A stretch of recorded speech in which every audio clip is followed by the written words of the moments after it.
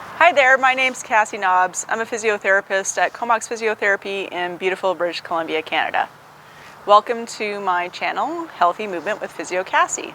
My passion is helping people find healthy movement, whether that means running your first marathon or maybe doing 100 kilometers, or maybe it means playing with your grandchildren. Healthy movement to improve your quality of life.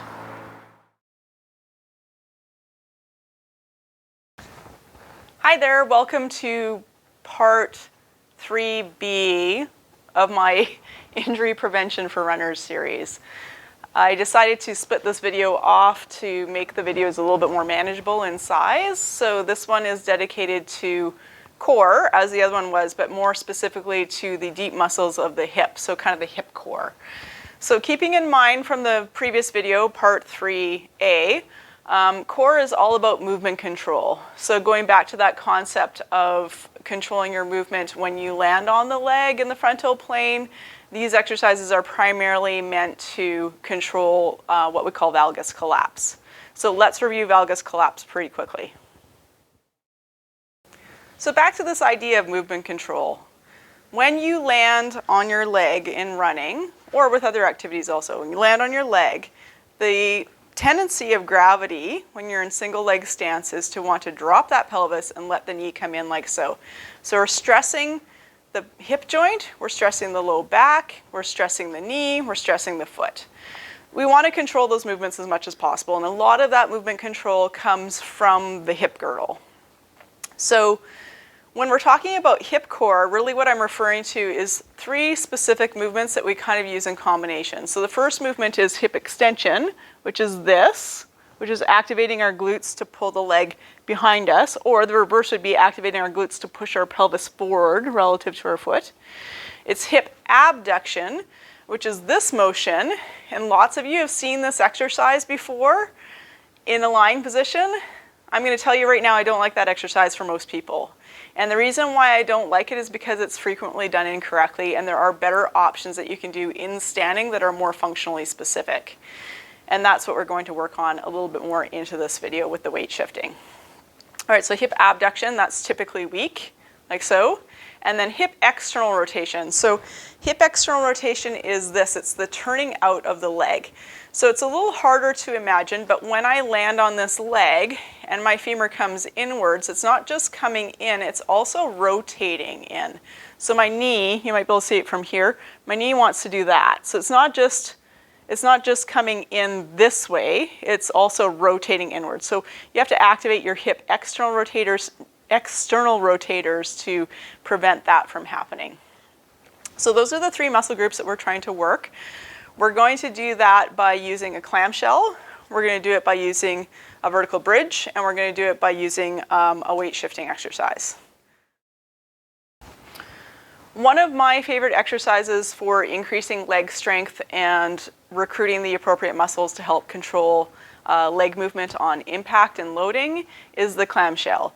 Now, the clamshell is an excellent exercise, but I will tell you that clinically when people come in and they tell me they're already doing clamshells, I would say 80 to 90% of the time when I check their form, they're doing it incorrectly. And when you do clamshells incorrectly, unfortunately it's worse than not doing them at all.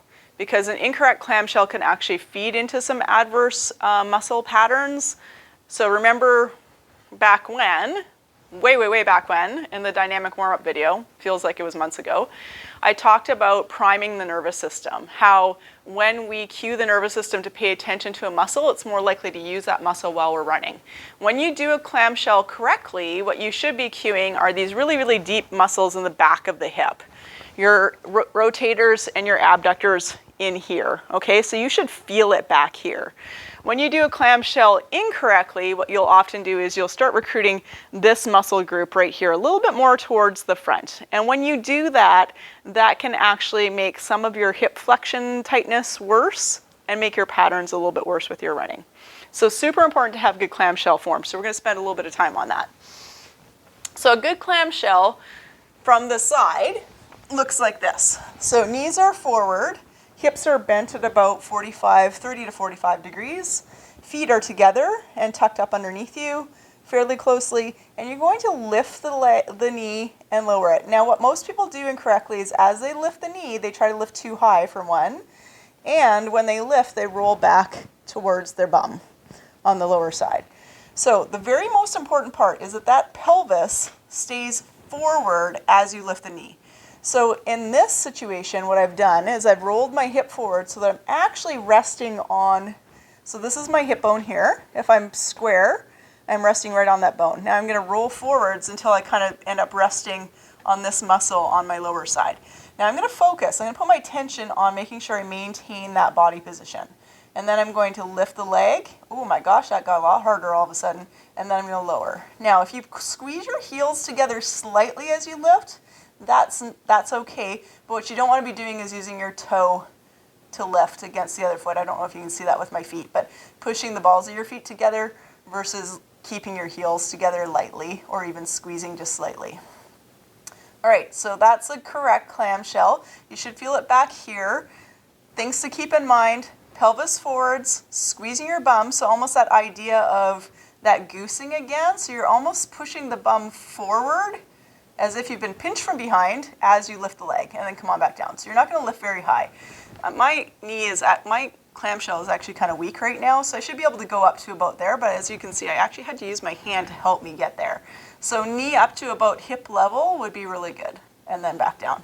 And if you have to do that, you can lift here, use your hand to help get it up, make sure that you're still on that right part of the hip and your bum is squeezing from behind. And then once you're here, you're going to slowly lower to learn to use the right muscle. And then up, and then slowly lower. And then up, and then slowly lower. All right, so that's correct clamshell form from the front, I guess. Just to clarify a little bit, I'm going to do this again from this angle. So feet are together. I'm coming up on my elbow just to be able to demonstrate for you. Tucked underneath me, my knees are bent approximately 90 degrees, and my hips are bent approximately 30 degrees.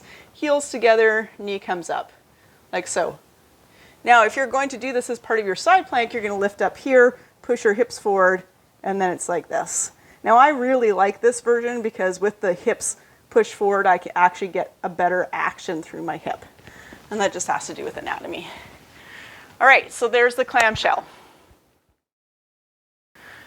My next favorite exercise for working the deep core of the hip, regardless of what your goal is, whether you're a runner or some other type of athlete, or even just generally trying to find a way to get your hip flexors to loosen up as well as just strengthening your glutes, is called the vertical bridge.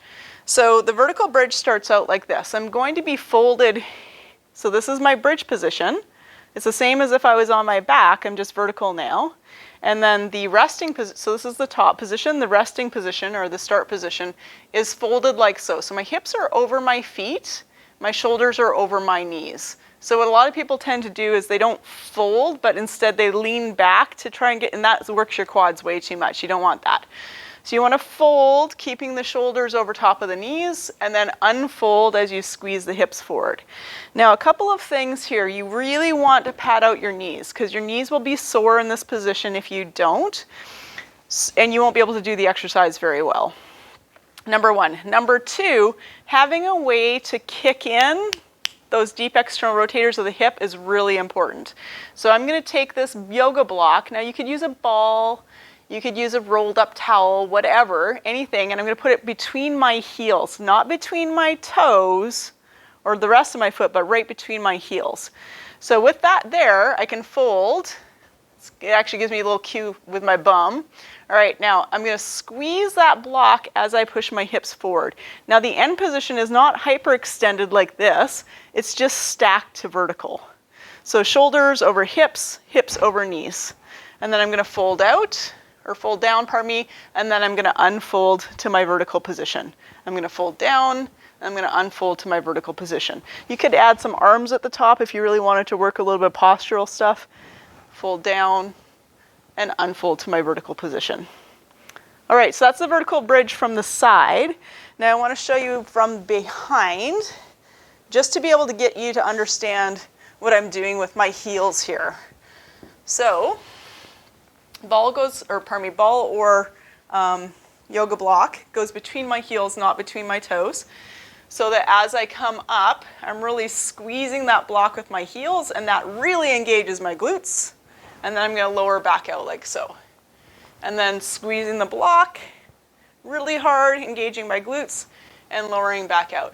Now what happens if you put the block down too low or you lose the block is instead of engaging my glutes deeply, I'll end up using the insides of my thighs instead of these guys here. So as you pull here, what I'm doing is very different from what happens when I put this between my heels and squeeze it with my heels. And then again, you could add some arms or something at the top if you wanted to work on posture. All right. So that, my friends, is one of my favorites, the vertical bridge. So I have a very detailed video about the very specific form of weight shifting. It's called Learning to Walk Part 1, I believe, weight shifting, in my Healthy Movement with Physio Cassie playlist.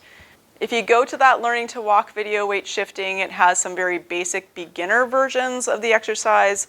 I'm going to start here with the more advanced version.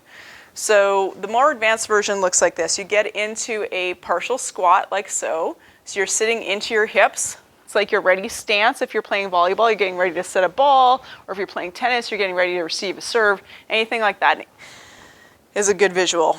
So you're going to set into your hips. You're going to shift your body weight all the way over with your shoulders stacked. I already lost my balance. Shoulders stacked over top of your hips. So what you don't want is this or this. So shoulders over hips, and all of the weight is now on my right leg, such that I can actually lift this left leg up without anything happening. Okay, I'm going to come back to center. So I'm just going to give my quad just a moment to rest there, because I actually was there for a little while. All right, so now I'm going to shift again. My knees were slightly bent, shifting over to that slightly bent knee, holding position, and I'm going to add some hip movements here to challenge myself a bit. So big toe touches the ground here, but not really weight bearing. And then I'm going to reach out to the 8 o'clock position. That's what I'm looking for. So if I was the center of a clock, my right foot's at the center of the clock, my left foot's going out to 8 o'clock. And I might go to 7 o'clock, and to 8 o'clock, and to 7 o'clock.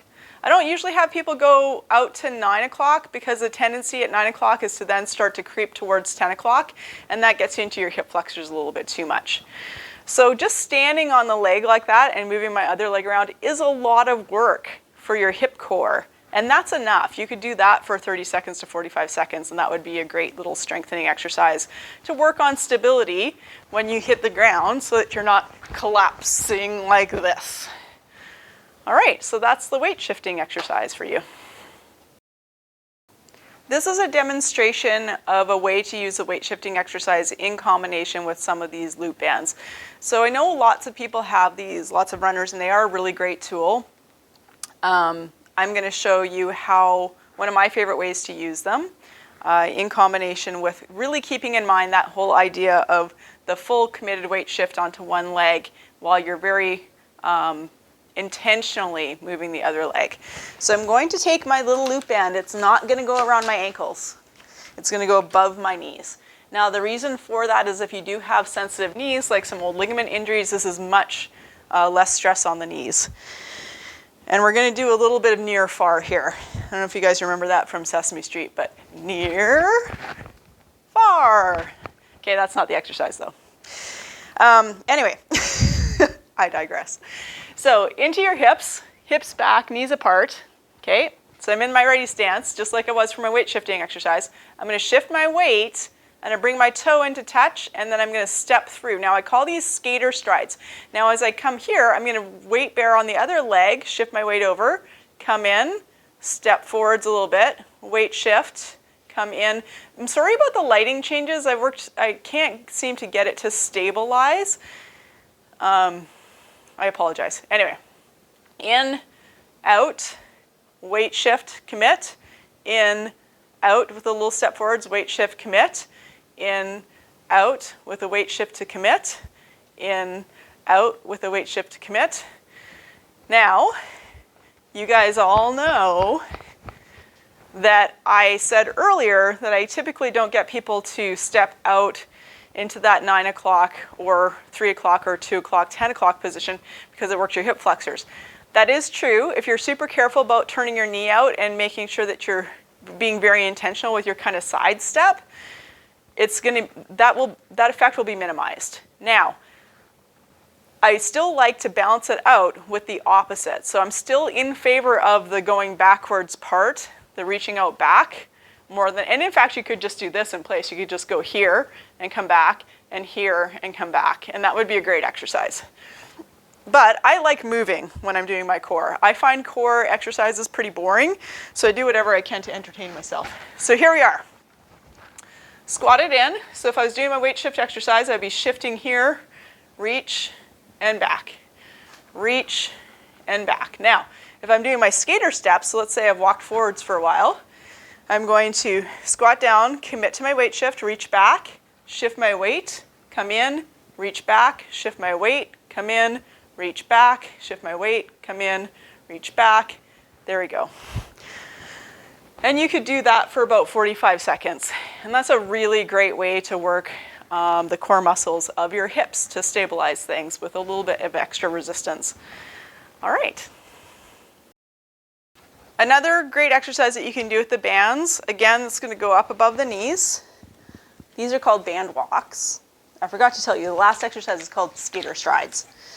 All right, so band walks, band above the knees. You're going to get into your ready stance. Now this time I'm going to turn sideways to the camera, and I'm literally just going to step sideways. Perfectly sideways. I'm not creeping forwards with the forward step on this one. Perfectly sideways to the camera. Okay, so now I'm going to turn nice and tall. I'm going to squeeze my bum, and I'm going to do a back step with a little bit of width through the feet. Kind of like what we did with the skater stride, but a little bit more upright. So you're really kind of rigid through the knees. I like to refer to this kind of body position as Barbie legs because your knees don't bend really. So now we're going to do my other side, but we're going to start from here. So that you can get a sense of the back walk from the other way. So I'm going to step in,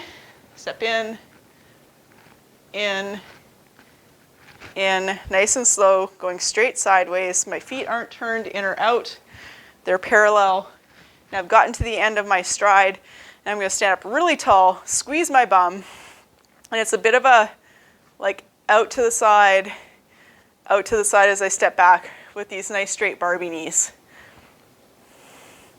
So one full sequence of band steps, I try to separate it out so that it's like one direction, backwards walk. Other direction, backwards walk. And your goal with this exercise is going to be, again, about 30 to 45 seconds, somewhere in that zone. So you might have a hallway where you could go just one side, backwards walk, other side, backwards walk, and you would be done your full 30 to 45 seconds. Or maybe you don't, in which case you might have to do a little bit more of be more creative and do just maybe 2 or 3 steps one way, backwards step, and then 2 or 3 steps the other way, and then backwards step, nice and tall, straight legs, until your 30 to 45 seconds was up. Band walks.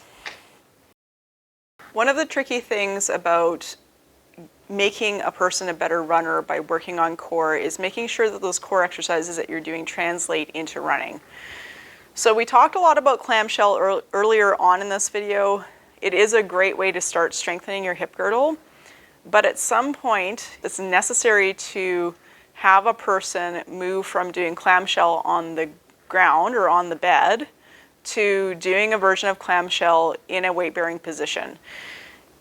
Clinically, it seems like if that doesn't happen, people don't learn how to use those clamshell muscles that they've been working so hard, they don't learn to use them when they're running. So this next exercise is that. I call it a standing clamshell. It's kind of a standing clamshell, but it's also like a standing mini squat. There's a lot of things going on with this exercise. It is considered a more advanced exercise. I am going to go through it in terms of an easy version, a slightly harder version, and then the hardest version that I typically give people. All right, so here we go. Standing clamshell. Okay, standing clamshell. Here we go. My head's going to get chopped off a little bit, but that's okay because you don't really need to see my head. So you need a ball, and you need something to put your knee against. In this case, I'm going to use this part of my treadmill. You can just use a wall at home. So I'm coming in so that I'm standing approximately, so my toes are in line with my bar here. You won't have to worry about that if you're using a wall. Ideally, what's going to happen is as I settle into my knees just slightly, about 30 degrees, that's about how much knee flexion we want when we land on the ground when we're running, my knee is going to be in line with this bar. So now I'm fully weight bearing on both of my feet. I'm going to shift my body weight, just like you did with your weight shift, over to the outside leg, and I'm going to lift this leg up. My ball is going to go in here, and I'm going to press my knee against the ball. I'm going to hold this position. Now, you could just hold this position, and that would be good enough. If it's hard for you to hold, you can hold for 1, 2, 3, 4, 5. Put the foot down and stand up straight and let your legs relax for a moment. Get into your mini squat, shift your body weight. Always shift your body weight first, otherwise you're going to be leaning on the ball and you're not going to get the same work. Now, believe it or not, it's really this hip that's going to be working the most. 1, 2, 3, 4, 5, and up. And so like I said, you could do that just continuously. So from behind, I'm in this position so that my knees, my feet are in line with my support structure, and I get into my little knee bend. Now, sometimes you need to get a little closer to the wall or farther away, depending on what your balance is like and how far, because you don't want to be reaching way out here with the knee to get against the wall, so you want to be close enough. So into my little knee bend, shifting my body weight fully onto the outside leg, in this case my right leg, lifting my foot up, getting my ball into place, sticking my knee against the ball such that I can push against the ball and feel like my knees are separating. So this is a really good example of how I'm separating my knees and release. Separating my knees and release. Another version you can do, separating your knees and release. If you look at my foot, you'll see that my foot's active also. So this is one version. You can just stand and hold. You can work on separating and release. You can also stand and hold and then take a break if you need to. Get in your squat, stand and hold, take a break. All right, so now we're going to try the most difficult version of the wall clamshell, which incorporates a little mini squat. But I want to change my camera angle for that one. Okay, so in this side view of my wall clamshell, my head is totally cut off. That's fine. You need to be paying attention to my hips. So I'm going to come forwards, line my feet up so that my toes are approximately in line with my supporting structure, this guy right here. I'm going to drop into my hips to about 30 degrees of knee flexion, shift my body weight onto the outside leg, in this example, the left leg. And now I've realized, oh, I'm way too far away from my support structure, so I'm going to scooch in a little bit. All right, shift my body weight away, get my foot up, so I'm totally balanced on one leg. Ball goes against the wall, knee goes against the ball. Okay, so now I've got my contact position. I'm going to engage my legs so that my knees come slightly apart like you saw in the last view. Now for this version, this is the harder version, we're going to drop into the hips by pushing the hips back and then coming up straight and straightening the leg the whole way and squeezing the bum. Pushing the hips back and coming up straight and squeezing the bum. Pushing the hips back and coming up straight and squeezing the bum. So if you saw my vertical bridge video, oh my gosh, it's pushing the hips back and coming up and squeezing. And so I'm folding, just like it was for that one, so shoulders are above my knees, and then coming up. So the torso is supposed to lean forwards on this. It's not supposed to stay vertical. If you stay vertical, it's way too much quads and not enough glutes. So I'm going to show you what happens if you don't stay, if you don't let your, I'm going to show you what happens if you don't pay attention to letting your hips go back and your torso fold forward so your shoulders stay over your feet.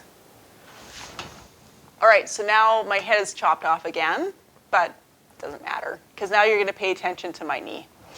So in position, my feet are positioned correctly. I'm going to do my little mini squat. I'm going to shift my body weight all the way away. Oop, there's way too much space in here, so I'm going to scooch in a little bit. Shift my body weight out, get that ball in place, push the knee against the ball, lift the foot. You could also lift the foot first. Sometimes I encourage that to make sure you've got all the weight on this leg. So lifting the foot first, ball goes in. So now I'm here. Now if I do it correctly, my hips go back, hi, my face is in the frame. And then I come up and I squeeze forwards. The ball does not move on the wall. This is one of the things that's lovely about using a ball. If I do it incorrectly, if I do it too much from my knee and not enough from my hip and don't let my torso move appropriately, here's what happens. The ball rolls. And that's definitely a single leg squat as opposed to a wall clamshell with hip action, forwards and backwards. There is value in doing single leg squats, but you do have to be careful with them. And typically I'm not trying to look for more quad strength with my runners. It's usually the hip strength that's missing. Okay, wall clamshells covered. Have fun with it. In summary, core strength for runners should include hip strength. And the most important hip movements to work on are hip extension, abduction, and external rotation. Hopefully I've done a good job in this video of giving you some examples of how to do that. I do really like to combine my hip work with my core work, and sometimes I try to combine two exercises together. So you probably saw my previous core video that was more about core torso core, of how I put a clamshell together with a side plank from the knees, which is honestly one of my favorite exercises for myself and for most of the runners that I treat. I hope this video was helpful, and I'm looking forward to doing the next video in this series, which will be about leg strength, and then finally a video on training progression. Have a great run. Finally, here comes the awkward self-promotion piece. I do one-on-one consultations all the time for runners, other types of athletes, regular Joes, grandmas just trying to get up off the ground. If you're interested in having a consultation with me, those can be done in person. We have COVID protocols in place for that if you're in the Comox Valley area. If you're not in the Comox Valley area, I am doing telehealth consultations, and as you can see, the video format actually works pretty well. And you could even take a video of yourself running and send it to me. I could analyze it and send the video analysis back to you. I hope that's helpful. If you are interested in booking an appointment, please contact us through comoxphysio.com. Thank you.